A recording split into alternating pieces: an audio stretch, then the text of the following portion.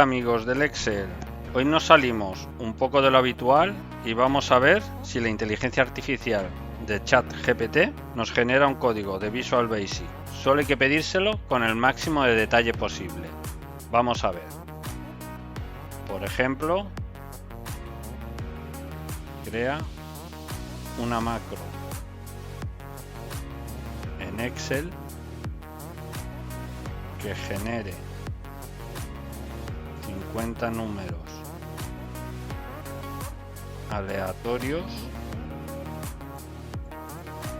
y los escriba en celdas al azar en el rango A1, 2 puntos, K40 con diferentes colores de fondo. A ver qué nos dice.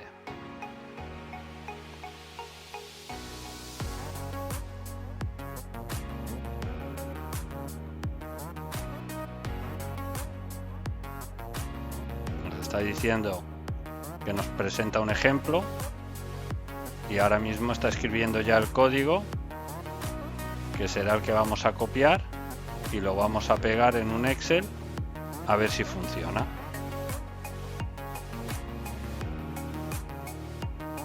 Ahora te dice que tienes que abrir un libro para macros y ejecutarlo en la ficha desarrollador. Bien, vamos a ver.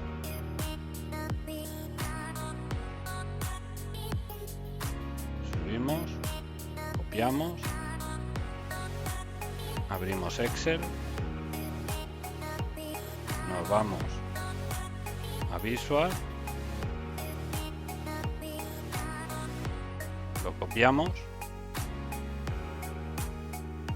nos volvemos al Excel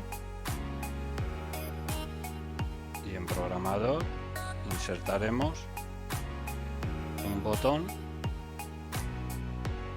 que lo que va a hacer es generar la macro que nos ha dado ChatGPT. Aceptar.